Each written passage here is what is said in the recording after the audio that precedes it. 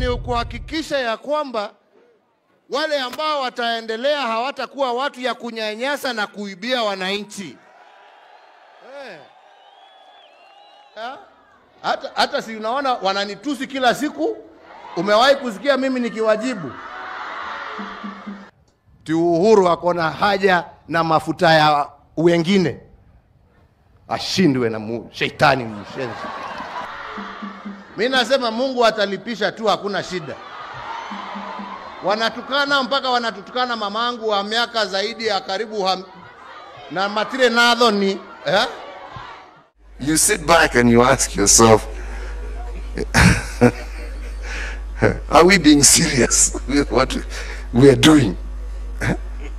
Are we really being serious? Au ni mchezo tu? Usaliti ni mwingi sana. Lakini kwa wasaliti tunawaambia, hata Judas alisaliti Yesu, lakini hiyo mahela aliiwacha akaenda akatafuta kamba. Ile mali ambayo bado iko kwa mikono ya watu wachache, mali hiyo lazima irudishwe kwa wananchi. Na Kivunjo usikie, kwa sababu mimi siongei juu ya watu wa Nyanza province. I am not talking about a community. I am not talking about laws. I am talking about a specific man by the name of Raila Amolo Odinga who does not want peace for this nation. And that is not hate speech. I am describing a person. Hata nikimweta Kimondo, Nation leo mumesema is a bully. That is what the man is, a bully. Ndipo nawaambianga, nyinyi watu ya Rabai nitawaambia, mimi si tishwi na mtu waseme ile wanitukane. Ndio mimi nasema tunataka kupitisha hii BBI, ndio tuhakikishe hakuna mtu anaweza kuja kutoa yako hapa, kutoa ya ule pale. Kila mtu awe na haki yake.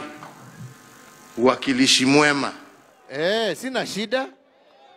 Lakini nia yangu ni kuhakikisha ya kwamba wale ambao wataendelea hawatakuwa watu ya kunyanyasa na kuibia wananchi. Ama ni namna gani wenzangu? Nia yangu ni kuhakikisha ya kwamba wale ambao wataendelea watakuwa na hiyo roho ya kuunganisha Wakenya, sio kuwaganya Wakenya. Namna gani bwana? Kwa hivyo mwambie wale wanazungua wakinitusi, mimi sijali. Mimi haja yangu ni wananchi wa Jamhuri ya Kenya, na hawa ndio watakuwa mstari yangu ya mbele kuhakikisha nimewatendea kulingana na zile ahadi niliwapatia. Nyinyi mnataka tupigane jameni? I hate nobody. Mimi sina shida na mtu.